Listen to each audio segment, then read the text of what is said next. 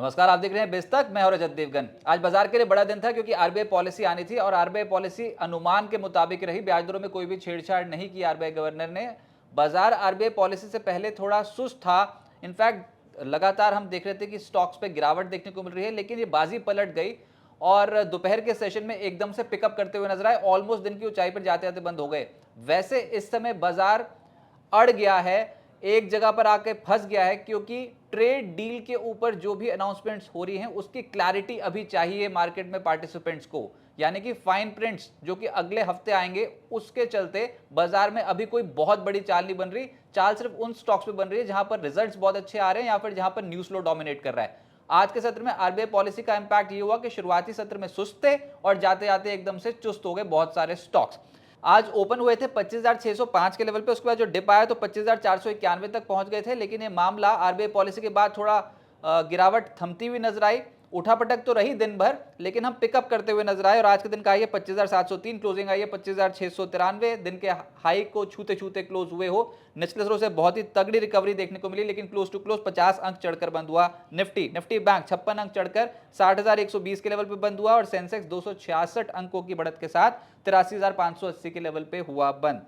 अच्छा, आजकल जब बाजार खुलता है ना तो फिर स्टॉक मार्केट से ज्यादा सिल्वर के ऊपर नजर जाती है और शुरुआती सत्र में ऐसा हड़कंप मचा हुआ था। कल अंतर्राष्ट्रीय बाजार में सिल्वर 20% क्रैश हो गई थी। हमारे बाजार में एमसीएक्स पर 9% टूटी हुई थी। तो जैसे ही आज खुले तो 6% का लोअर सर्किट लगा दिया था।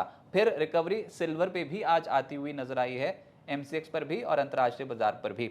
एडवांसेस आज स्टॉक मार्केट पे, एनएससी पे चढ़ने वालों की संख्या 1340 और गिरने वालों की संख्या 1781 और निफ्टी पर चढ़ने वाले 19, गिरने वाले 31। जो निफ्टी पे सबसे तेज रहा वो था आईटीसी, अचानक से ही चढ़ गया। सिगरेट कंपनियों के स्टॉक बहुत जबरदस्त चले हैं क्योंकि बाजार में अब ये खबर आ गई है कि सिगरेट कंपनियों ने प्राइसेस हाइक किए हैं और कंज्यूमर को पास ऑन कर दिए हैं प्राइसेस। तो उसके चलते आईटीसी जैसा स्टॉक में आज 5.25% की तेजी, जो कोई उम्मीद नहीं कर रहा था। लगातार टूटता स्टॉक आज पलट गया। फिर कोटक बैंक 3.25% चढ़ गया। एचयूएल का स्टॉक 3.25% ऊपर था। बजाज फाइनेंस और भारतीय एयरटेल जैसे स्टॉक 1.5% से 2.25% ऊपर आए। निफ्टी लूजर्स में एचडीएफसी लाइफ 2.5% नीचे, Tech Mahindra, TCS, SBI Life, Tata Motor Passenger Vehicle, यहां पर दबाव देखने को मिला 1.5% से 2% के करीब। एफएनओ गेनर में एक स्टॉक जिसके नतीजे बहुत दमदार थे वो है हिताची एनर्जी। क्या जोरदार चाल पकड़ी, 13.5% ऊपर रहा। नाइका के रिजल्ट्स अच्छा है, 7% ऊपर। एलआईसी के नतीजे बाजार को अच्छे लगे, स्टॉक 7% ऊपर। आईटीसी निफ्टी का टॉप गेनर बना और अंबर एंटरप्राइजेस चढ़ गया 4%। एफएनओ लूजर्स में ऊनो मिंडा 6.5% नीचे, सीमेंस 5% नीचे, PB Fintech, Tata Tech, Tata Elxsi 4% से 4.25% नीचे।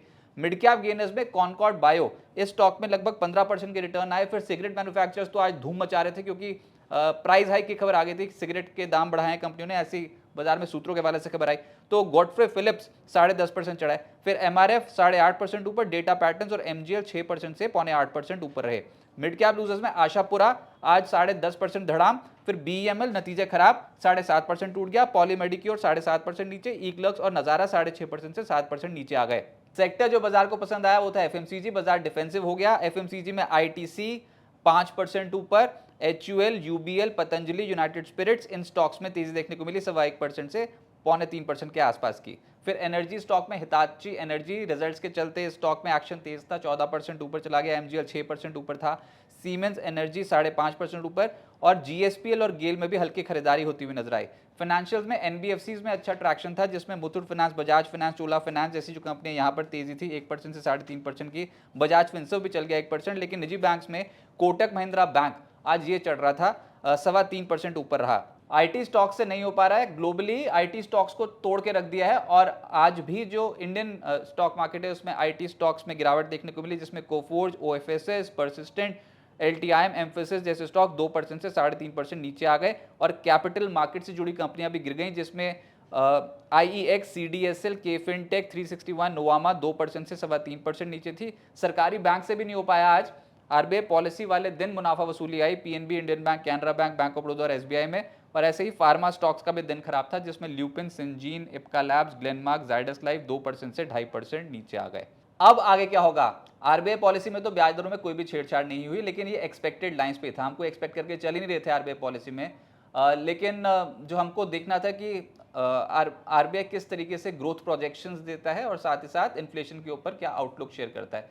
तो ग्रोथ प्रोजेक्शंस में FY27 के लिए तो जीडीपी अनुमान बताया नहीं गया क्योंकि जीडीपी की सीरीज ही चेंज हो रही है, लेकिन FY26 के लिए जीडीपी अनुमान बढ़ाया गया है। अगर क्वार्टर वाइज देखोगे FY27 के क्वार्टर 1 क्वार्टर 2 में, तो वहाँ पर भी जीडीपी अनुमान बढ़ाया गया है। थोड़ी सी महंगाई दर में भी बढ़ोतरी आरबीआई एक्सपेक्ट कर रहा है, लेकिन फिलहाल यहाँ पर जो मेन मुद्दा है वो है कि आरबीआई पॉलिसी के बाद बाजार में निचले स्रोत से रिकवरी आ गई। बाजार बिल्कुल सरेंडर नहीं कर रहा है, इंपॉर्टेंट लेवल से बार बार निचले स्रोत से खरीदारी आ रही है, लेकिन अभी फिलहाल ऐसा लग रहा है कि रेंज में फंस के रह गया मार्केट, अड़ गया है मार्केट, क्योंकि ये ट्रेड डील फाइनल होने तक और उसके फाइन प्रिंट्स पढ़ने तक ट्रेडर्स थोड़े से कॉशियस हैं कि भैया डोनाल्ड ट्रंप जो बोल रहे हैं क्या वो सच्चाई है भी, ये जो नेगोशिएशंस हुई हैं ये किसके फेवर में ज़्यादा है किसके फेवर में कम, ये सब देखना है। और इसी के चलते स्टॉक मार्केट पे कोई बड़े ट्रेड इस समय लेने को तैयार ही नहीं है। अगले हफ्ते भारत यूएस ट्रेड डील से जो भी खबर निकल के आएगी इससे जुड़ी हुई वो बड़ा इंपैक्ट डाल देगी, और ट्रेड डील के पहले चरण की जो बारीकियां हैं उनको बहुत क्लोजली देखना होगा।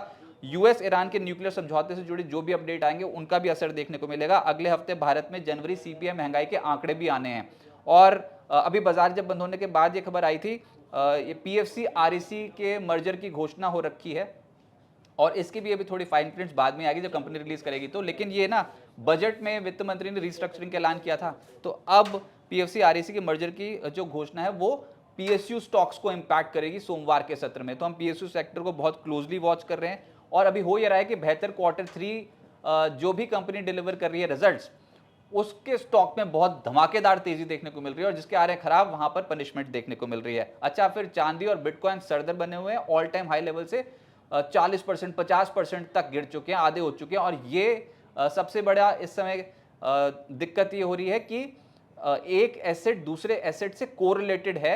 जैसे बिटकॉइन में गिरावट आई तो चांदी में आ गई एकदम से अचानक से, और हड़कंप मचा हुआ है इस समय। तो ये अस्थिर मार्केट है, अस्थिरता बाजार को बिल्कुल पसंद नहीं आती है। तो देखना होगा कब ये शांत होते हैं एसेट क्लासेस। अभी के तौर पे तो ऐसा लग रहा है कि शेयर बाजार बिल्कुल दायरे में फंसा रहेगा, और हो सकता है कि ये रेंज टूटे। ये जब क्लैरिफिकेशन आ जाएगी ना ट्रेड डील को लेकर और फाइन प्रिंट्स जब वो पढ़ लेंगे, तो हो सकता है कि रेंज टूटे, और ज्यादातर लोग तो समझ रहे हैं कि अपर साइड पे ही टूटेगी, लेकिन किसको क्या पता उस ट्रेड डील में क्या लिखा है। अभी तो हमने ट्रुथ सोशल पे पोस्ट ही देखा था ना सिर्फ डोनाल्ड ट्रंप के ट्रुथ सोशल पे, तो बाकी के फाइन प्रिंट तो भी पढ़ने बाकी हैं। तो जो भी होगा देखना होगा। अगले हफ्ते आरबीआई पॉलिसी के बाद भी 25,500 के लेवल को कन्विंसिंगली तोड़ ही नहीं पाए, वहां पर टच एंड गो हो गया फिर से, और ऊपर के साइड पे 25,800 25,850 का एक रेजिस्टेंस जोन है, लेकिन ऐसा लग रहा है इस दायरे से बाहर निकलने की कोशिश करेगा मार्केट, और अगला हफ्ता बाजार के लिए बहुत क्रूशियल होगा। और उम्मीद करते हैं कि यहाँ से बाजार पिकअप करता हुआ नजर आए, और जो ट्रेड डील की खबर जो है वो बाजार के लिए उसके जो फाइन प्रिंट्स निकल के आएंगे वो, जैसा कि बाजार समझ के चल रहा है कि वो भारत के हित में ज़्यादा होंगे, बिल्कुल वही हो, और टैरिफ रिड्यूस होकर 18% कंप्लीटली हो जाए। कुछ भी खुरपेच हुई बीच में तो फिर बाजार कहीं ना कहीं अभी भी यही समझ के चल रहा है कि पेच फंसा हुआ है, तो उसका फिर नेगेटिव रिएक्शन देखने को मिल सकता है। तो इफ एंड बट बहुत हैं, थोड़ा संभल के ट्रेड करें, पोजीशंस ओवर लेवरेज ना लें, देख लें एक बार ट्रेड डील की क्लैरिटी, और उसके बाद ही अपने स्टॉक्स पे एक्सपोजर बढ़ाएं। लेकिन तो फिर सिस्टमैटिक कर रहे हैं तो सिस्टमैटिक इन्वेस्टमेंट्स आप जारी रख सकते हैं।